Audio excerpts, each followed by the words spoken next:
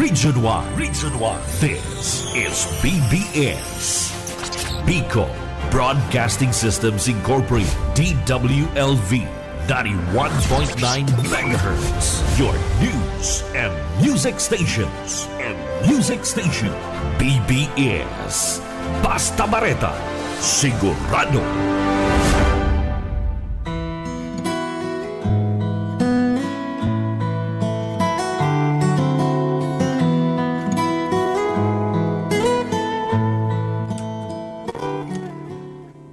Sa liwat, magandang umaga sa ating pong mga kababayan. Ito po muli ang programa ng Biyaya sa Pagkaaga sa pamamagitan ng BBS DWL BFM 91.9. Sumasayang papawid, kasama po natin sa technical si Kuya, at ang inyo pong mapapakinggan sa umagang ito ay ako po si Pastor Manuel Acacio, at may kasama po akong leaders, si Kuya Ruel. Bumati ka, Kuya, sa ating pong mga tagapakinig. Magandang umaga po sa lahat ng mga nakikinig at makikinig pa. Pagpalain sana tayo ng Diyos sa maghapong ito. Okay po, sa liwat po ay ang pagbati sa lahat pong nagbukas ng radio at nakakapakinig. At pagpalain po tayo ng Diyos ng magandang kalusugan, pangangatawan, at higit sa lahat, yung kaisipan na nagbibigay kalawalhatian sa ating Diyos. At sa lahat po ng naginyo, salamat po sa nakikinig sa kapahintulutan po ng Pamilya Villafuerte. Nagpapatuloy po ang programa sa umaga ng kalahating oras. At ito po ay ang pinag-uusapan dito ay ang patungkol sa kapangyarihan ng salita ng Diyos na sa ating pong kapanahonan. At ang ating pong bibigyan ng diin dito ay ang pagkilala kay Kristo. Bago po tayo magsimula at tayo po ay manalangin, salamat po Panginoon sa panibagong kalusugan at kalakasan na iyong kaloob sa bawat isa. At ang gabay ng Banal na Espiritu ay patuloy po namin maging karanasan ng buong sanlibutan. Higit sa lahat, yung pong mga naginyo ay patuloy pong malayo sa anuman uri ng kapamakan, kundi ang kaayusan at kagalakan na may magandang pagkilala sa tunay na diwa ng pagmamahal mula sa Diyos, sa pangalan ni Jesus. Okay po.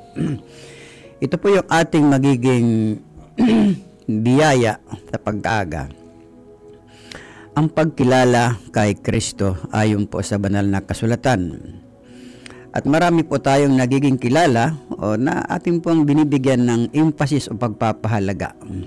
Pero po, titinan po natin ang mga benepisyo ng pagkilala kay Kristo.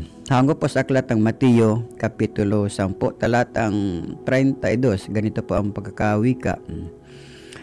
Ang sino mang kumikilala sa akin sa harapan ng mga tao, ay kikilalanin ko naman sa harapan ng aking amang nasa langit. Talatang 33. Ngunit ang magtawa sa akin sa harapan ng mga tao ay itatatwa ko rin naman pag sa harapan ng aking amang nasa langit. So, kung ating pong titingnan ay napaka-conditional ang salita ng Diyos. Sa larangan po ng ating buhay dito sa ibabaw ng lupa, sa ating kapanahonan, marami tayong kakilala o mga tinatawag ng mga prominenteng tao o naman kultura, tradisyon na ating pong kinamulatan na may mga tanyag na pangalan na lagi natin pinagmamalaki, talagang pinagsasanggalang. At sabi nga niyan ay binipahahalagan sa buhay o kaya sa lingwaheng natural, pinagmamalaki at iniidolo lagi. Either yan ay natural, yan ay spiritual. Pero pang salita ng Diyos ay palaging tumutukoy sa liwanag ng spiritual na kalalagayan ng ating pong ugnayan sa Diyos. Ito po ay nagpapakilala kung sinong Kristo ang ating sinasampalatayanan at kinikilala.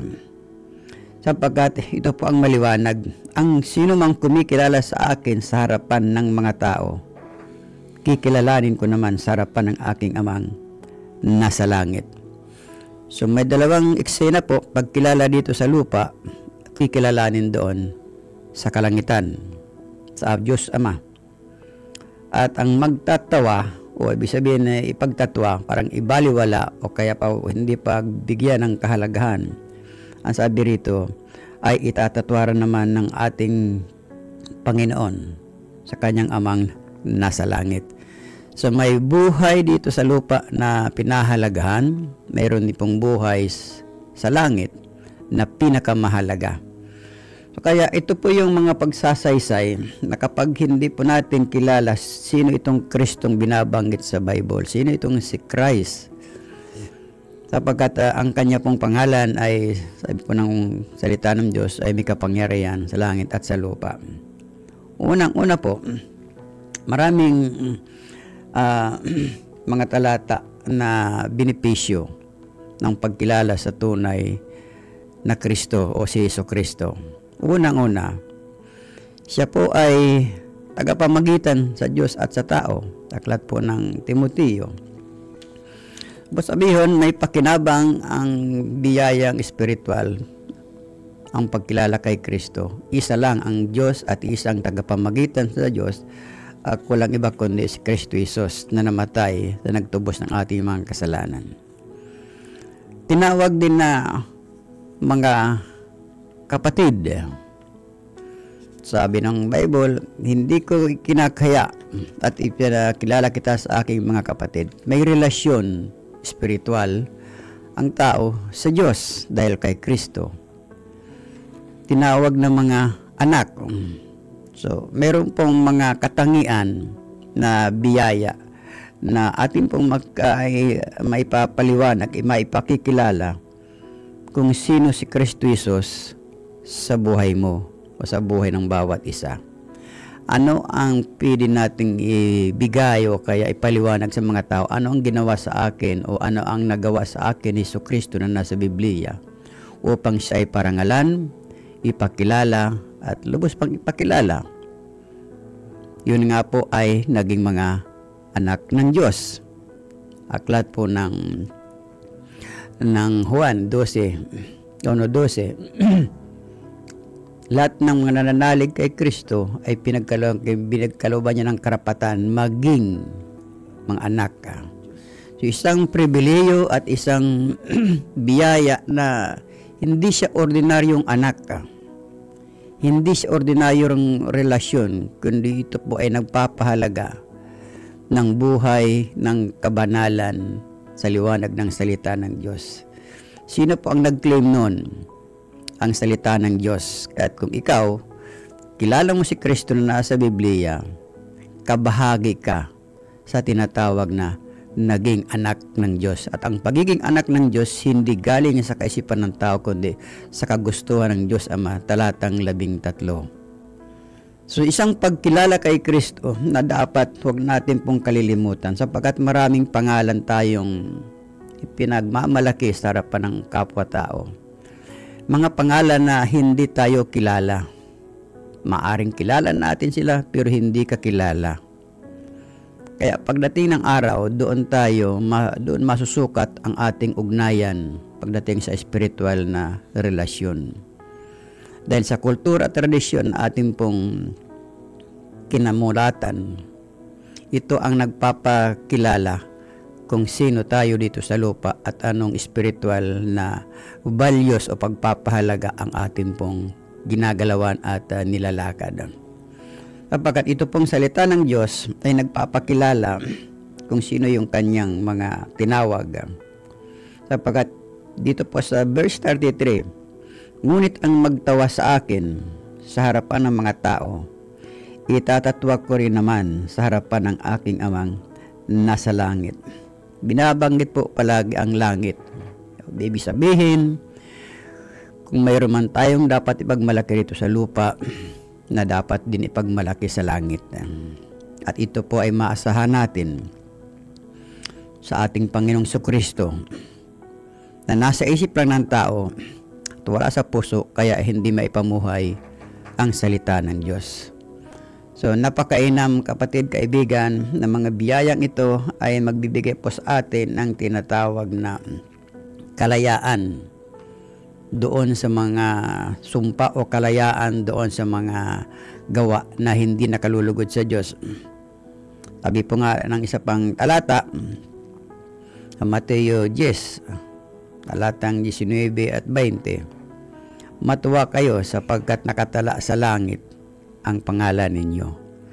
So, napakalaki pong benepisyo, pribileyo, na dito pa lang sa lupa, mayroon ka ng kasiguruhan na ang pangalan ng isang kumikilala kay Kristo ay nakatala ang pangalan sa kalangitan, na hawak niya. So, sino lang po ang nagpapahayag niyan? Ang banal na kasulatan. Sa anong kaparaanan? Sapagkat sabi ko nga po minsan sa aking pong pangangaral, kung dito sa lupa may PSA, nakarecord ang ating kapanganakan natural, sa langit din po mayroong kapanganakang espiritual. At ang mga pangalan na yan nakatala, na hawak ng ating Panginoon sa aklat po ng Revelasyon, iyon po ang may karapatan na magtanggap ng biyaya o ng mga mana. At sabi ng Panginoon, welcome, good and faithful servant. Dalawa lamang po ang katangian at tinatanaw ng ating Diyos, mabuti at tapat na mga lingkod. So kaya ito po ay pagbibigay po sa atin ng paalaala kung sino si Kristo sa buhay mo, ano ang nagawa niya sa buhay mo, at ano ang kahinatnan ng relasyon mo kay Kristo kumpara doon sa ating pong kinamulatang kultura, tradisyon, at maraming pangalan ang binanggit. So napakainam na maintindihan po natin, masuri natin itong sinasabi sa Bible, sa Biblia, si Kristo Jesus, sapagkat marami pong Jesus na pangalan pero hindi nakaugnay sa kabanalan nakatala sa kasulatan. Kuya Ruel, baka meron kang idadagdag patungkol sa pagkilala kay Kristo Jesus? Yan po, Pastor. Sa tuya pong topic, ang pagkilala kay Kristo sa aklat ng Mateo, Kabanata 10, talata verse 32 and 33. So dapat po pala tayong mga mananampalataya ay bukas tayo na maipahayag si Kristo ang Panginoon at tagapagligtas. Kung hindi natin maipahayag, ay hindi natin kinikilala na siya ay Diyos. Ganito po rin ang nakasaad sa aklat ng Roma, chapter 10, verse 9 and 10. Ang sabi dito, kung ipapahayag ng inyong labi na si Jesus ay Panginoon at mananalig ka ng buong puso na siya'y muling binuhay ng Diyos, maliligtas ka. Sa talata 10, sapagkat nananalig ang tao sa pamamagitan ng kanyang puso at sa gayoy napawawalang sala at nagpapahayag sa pamamagitan ng kanyang labi at sa gayoy naliligtas. So ito po ay nakatuon sa pagsampalataya sa pagkapanginoon ni Kristo at sa kanyang pagkabuhay na maguli. Ang pananampalataya ay nasa puso. Kabilang dyan ang ating damdamin, kaisipan, at kalooban, at hinahawakan nito ang buong pagkatao. Napapaloob din sa pananampalataya ang pagtatalaga ng sarili sa harap ng mga tao na si Jesus ay Panginoon. Kapwa sa salita at gawa. So dapat po talagang maipahayag natin na si Kristo ay Panginoon, Diyos, at binuhay muli ng Amang Diyos na nasa langit. At sabi pa dito, sino mang itinatanggi ang pagkabuhay na maguli ng katawan ni Kristo ay hindi maaangkin na siya ay isang tunay na Kristiyano. Siya ay hindi pa rin mananampalataya sapagkat ang kamatayan at pagkabuhay na maguli ni Kristo ang tampok na kaganapan sa kaligtasan. So, hindi pala masabi natin na tayo ay Kristiyano kung hindi natin maipahayag sa salita at sa gawa na si Kristo nga ay Diyos at binuhay na maguli ng Diyos Ama. So, sabi diyan, disowning Him.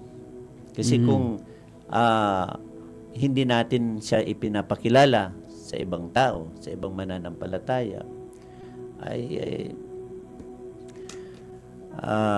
hindi natin siya lubos na kilala o hindi tayo sa Kanya na siya ay Panginoon at tagapagligtas. So, kung paano natin siya ipakilala ay makita rin sa ating sa maipahayag siya at sa ating mga gawa. Yan lang po, Pastor. So yun po yung tinatawag na pananalig o pananampalataya na si Kristo Jesus lang ang dapat na kung mayroon man tayong dapat ipagmalaki sa ating buhay spiritual, walang iba kundi si Jesus. Sinasabi po sa unang Timoteo Kapitulo 2, talatang 5, ganito po ang pagkakawika. Isang pribileyo at isang biyaya, sapagkat isa ang Diyos at isa ang tagapamagitan sa Diyos at sa mga tao, ang taong si Kristo Jesus na naghandog ng kanyang buhay upang tubusin ang lahat. Siya ang katunayan na banal na layunin ng Diyos na nahayag sa takdang panahon. So, ang pagkilala kay Kristo ay isang bagay na napakahalaga sapagkat punong-puno po ito ng biyaya. Biyaya na pagkamisan nababaliwala at lagi tayong naghahanap ng mga kaparaanan upang masustain ang ating pong tinatawag na practical na kagalakan bilang paninindugan o kaya kinagimatan. Pero ang Biblia po maliwanag ang sinasabi, mayroon lang isang tagapamagitan sa Diyos at sa tao, wala na pong iba kundi si Kristo. Sapagkat lahat tayo naglalayon, na sabi nga niyan, sa huling araw ng ating buhay sa lupa, saan pupunta ang ating kaluluwa. Tandaan po natin, huwag natin kalimutan, ang kaluluwang ito yung hiningaan ng Diyos na ibinigay sa ating ninunong si Adan. Kaya yung ating ninunong si Adan ay mayroon pong espiritu ng kabanalan nung hindi pa po siya nagkakasala. Pero nung siya ay nagkasala dahil lang sa isang gawa na hindi pinahintulot ng Diyos na pinili niya. Kaya sabi nga niya na namuhay ang sangkatauhan na labag sa kalooban ng Diyos Ama, pero hindi po nawala sa Diyos Ama ang kanyang ginawa upang mayroon siyang kaugnayan dito sa lupa ng mga taong may kabanalan.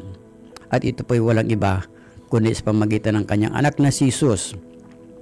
Sabi sa kasulatan na nahayag sa takdang panahon. Ganun po kamahal ng Diyos ang sangkatauhan na kanyang binigyan ng buhay. At pinagkatiwalaan niya na mapangasiwaan ang kanya pong nilikha sa lupa, sa impapawid, sa karagatan. Ganun po binigyan ng Diyos Ama ang buhay ni Adan ng kabanalan. Pero dahil sa pagkakamali, na disobey, na hindi dapat makain ang siyang nakain, kaya nangibabaw ang tinatawag na kamumuhay sa kasalanan, pero hindi po nawala sa mata ng Ama, sa Diyos na nagbigay sa atin ng buhay. Kaya ito pa rin po hanggang sa ngayon, patuloy pa rin nagpapahayag ang banal na kasulatan, walang ibang tagapamagitan sa Diyos at sa tao. Biyaya po yon, pribilehyo yon, sapagkat mayroon po tayong tinatawag na choices, mamimili sino ang ating kikilalanin para sa ikalawang buhay habang tayo po andito sa ibabaw ng lupa. Isa lamang po ang tagapamagitan. Pribilehiyo at biyaya at punong-puno po ng pagpapala ang pagkilala kay Kristo. Sabi po sa aklat ng Juan, Ama, nais ko makasama sa aking kinaroroonan lahat ng ibinigay mo sa akin upang mamasdan nila ang karangalang bigay mo sa akin. Sino po ang pinangakuan nun? Yung kumikilala sa tunay na kapangyarihan ng pangalan ni Jesus, sa tunay ng kapangyarihan ng kanyang ginampanan dito sa lupa. So kaya maraming pagkakakilala na hindi po maliwanag, kaya nababaliwala ang pangalan ni Kristo, bagamat nagagamit, pero hindi po binibigyan ng pananalig. Maliwanag po yung binanggit sa Roma. Ang naghahayag o pinahayag ng ating labi, sabihin niyan, si Kristo ang ating pong dapat ipagmalaki habang tayo po ay nabubuhay dito sa lupa. Sapagkat yun yung pong layunin niya nang siya po ay nagkatawan tao. At sa langit, ang pangalan ng mga, sabihin po natin, mga ipinanganak na muli o sa katagang born again sa English, sa Tagalog, ipinanganak na muli. Ibig sabihin, nagkaroon ka ng buhay ng kabanalan dahil kay Kristo. Nagkaroon ka ng buhay dito lamang, hindi lamang po sa temporal, maging sa spiritual, buhay na walang hanggan. Bakit po ba't binanggit ang buhay na walang hanggan? Mayroon din pong kapamakang walang hanggan pagdating ng araw. So kaya ang Diyos po ay lubos na nagpapakilala ng kanyang mga tinubos. Sabi nga po rito sa Galatia 13, talatang 13. Tinubos tayo ni Kristo mula sa sumpa ng kautusan na ginawang sumpa para sa atin sapagkat nasusulat, sumpain ang bawat nakabitin sa puno. Hindi po tayo nabitin, pero si Kristo Jesus ang nabitin noong panahon. Sumpa. Ibig sabihin, hindi siya nagkasala, pero dahil siya ang sinugo ng Ama ng katawan tao para tayo matubos sa sumpa. Tayo po'y nakalaya sa sumpa ng mga kautusan. So mga sumpa, pag sinabi pong sumpa ay nagbibigay ng pahirap sa ating kalooban. Nagbibigay po sa atin ng walang kapayapaan. Nagbibigay po sa atin ng walang kayusan. Pero pag si Kristo Jesus ang ating pong itinataas, ipinagmamalaki, pinararangalan para sa buhay na walang hanggan, mayroon pong malaking biyaya. Unang-una, pinalaya tayo sa sumpa.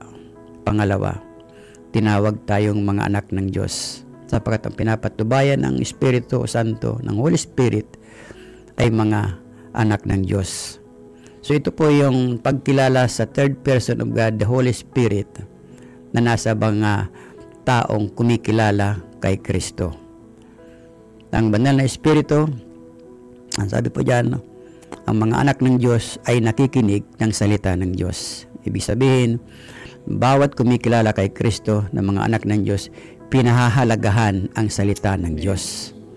Hindi po binabaliwala ang banal na kasulatan na hanggang sa ngayon namamayagpag ang banal na kasulatan sapagkat patuloy na nanawagan ang Diyos Ama ng pagbabalik loob sa kanyang kalooban upang makita dito sa lupa may totoong Diyos na namumuhay sa mga kumikilala kay Kristo Jesus na kanyang sinugo na anak upang maibalik ang tunay na relasyon na nagbibigay kagalakan sa ating Ama na nagbigay po sa atin ng hininga ng buhay. So ito po yung biyaya na dapat po natin mabigyan ng emphasis o kaya essential, napakahalaga ng buhay spiritual. At ito po yung nagbibigay po sa atin ng kapayapaan. Anuman ang mangyari, mayroon tayong kapayapaan kapag si Kristo Jesus ang ipinapahayag ng ating labi na siya ang nagtubos ng ating kasalanan, ay siya ang nagpatawad ng ating mga sala, at mayroon siyang pangako, buhay na walang hanggan. So ang biyaya pong ito ay hindi lamang po sa mga spiritual, maging sa natural. Sabi po ng Philippians 4:19, "And my God will supply all my need according to His riches and glory in Christ Jesus." Ang aking Diyos ang magtutugon ng lahat ng aking pangangailangan pamagitan ni Kristo Jesus. Sapagkat ito pong sanlibutan ay pag-ari ng Diyos at ipinagkatiwala lamang sa ating ninunong si Adan at si Eva. Pero nawala ang kabanalan, kaya ito po ay pinangasiwaan ng mga taong mga makasalanan o kaya nga salungat doon sa kalooban ng Diyos. Ito po yung dapat nating katakutan. Sabi po sa aklat po ng Mateo, Kapitulo 10, talatang 26. Kaya nga huwag kayong matakot sa kanila. Walang natatago na di nalalantad o nalilihim na hindi nabubunyag. Ang sinasabi ko sa inyo sa didim, ulitin ninyo sa liwanag. At ang ibinulong ninyo sa inyong, huwag ninyong, sabi niya, ipagsigawan. Huwag ninyong katakutan ang pumapatay ng katawan, ngunit hindi nakapapatay ng kaluluwa. Sa halip, ang katakutan ninyo, ang nakapapatay ng kaluluwa at katawan sa impyerno. So ito po yung pinakang crucial ang ating huling hininga kung saan pupunta ang ating pong espiritu pagka ang katawan lupa ay babalik sa lupa, pero ang espiritu ay babalik sa espiritu. Kay Kristo po lamang may kasiguruhan doon sa buhay na walang hanggan. So ito po ay pagpapala ng pagkilala sa tunay na Diyos. Lahat po tayo ay anak ng Diyos. Pero sabi nga niyan ay mga salungat o kaya sabi ng iba, mga rebellious o kaya palaban lagi sa Diyos. Kaya po ito pong biyaya sa pagkaaga sa umaga, isa pong pagpapaalaala na mayroong Diyos na nagmamasid sa atin sa araw-araw, ang Diyos Ama. Ang sabi nga po sa aklat ng Isaias, para tayo mga langgam na tinatanaw niya doon sa kalangitan, pinagmamasdan. Kung tayo po ay sa panig niya o sa panig ng sanglibutan. Kaya sigurin po natin ang pagkilala natin kay Kristo, kung sino siya sa ating buhay, ano ang maalaala natin na ginawa niya para sa atin, ano ang benepisyo upang siya po ay kilalanin sa ating buhay. Nabanggit ko na po kanina, ulitin ko. Tayo po ay itinuring ng mga anak dahil kay Kristo na ating kapagpapahayag ng ating pong pananampalataya. Tayo ay naging kaibigan ng Diyos. Sabi ng Panginoon, hindi ko na kayo kaaway, kayo ay aking kaibigan. Pag sinabing kaibigan, mayroon kayong mutual understanding, pangunawa. Pangatlo, mga pagpapalang temporal ay kaya niya pong gawin sa ating buhay. At higit sa lahat, pagpapalang spiritual, buhay na walang hanggan. At ang sabi ng Panginoon, kung ano po ang kanya pong mimamana o minana sa kalangitan, yun din po ang mamanahin ng mga kumikilala kay Kristo dito sa lupa hanggang doon sa ikalawang buhay. Isang pagpapala po ang biyaya sa pagkaumaga. At bago po tayo magtatapos, kami po ay nagpapasalamat muli at mananalangin po tayo sa ating pong bayan. At hindi po lingid sa atin, tayo po ay nasa proseso ng tinatawag na mga pagbabago. Dahil po ito po ay panahon ng ating pong pagpipili ng paglilingkod o kaya pagkilala sa tunay na Diyos. Aming Ama, ay dinagadalangin po namin higit sa lahat yung aming bansang Pilipinas na hindi po lingid sa iyo, na maraming mga bansang banyaga na gusto pong angkinin o umangkin ng mga bahagi ng bansang Pilipinas. Tulungan po ang aming presidente, si BBM, yung kanya pong mga kasama sa mataas na antas ng kanya pong kapulungan, na mailagay po sa kayusan may kapayapaan. At higit sa lahat po, yung aming mga hukom, mga justices, tulungan mo rin po sila na sila po ay makapagbigay ng tamang katugunan doon sa kanilang mga hinaharap ng mga sumbong na galing sa mga mamamayan, at maging makatarungan po ang kanila pong pagbibigay ng mga abiso o kaya katagumpayan.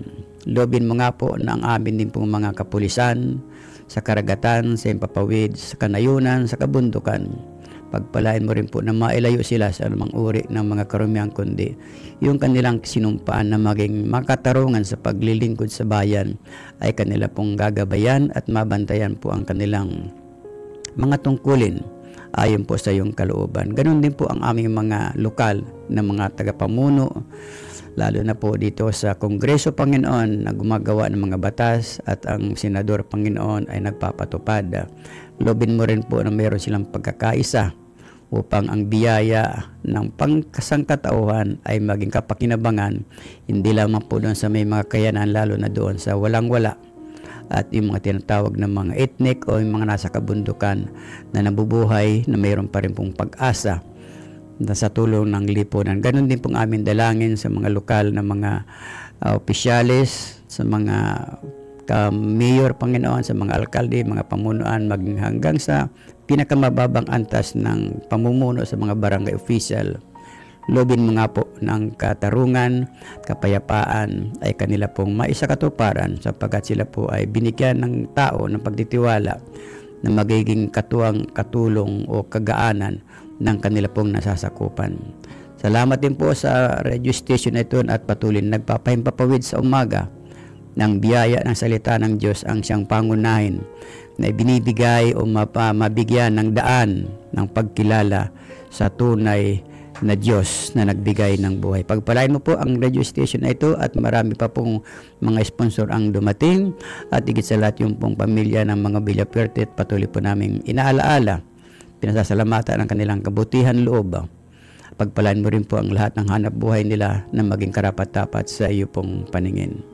At dito po sa grupo ng lokal ng AMNI, nagpapasalamat din po kami na kami po ay nabibigyan ng biyaya o kaya ng karapatan na pribileyo na magamit ang mga salita ng Diyos pamagitan ng papawid nito. Pagpalain mo po yung aming mga trustee at sa pangunguna po ng aming chairman, lubos mo pong pagpalain upang ito po ay maging pakinabang sa mga nakikinig at higit sa lahat sa ating Panginoon.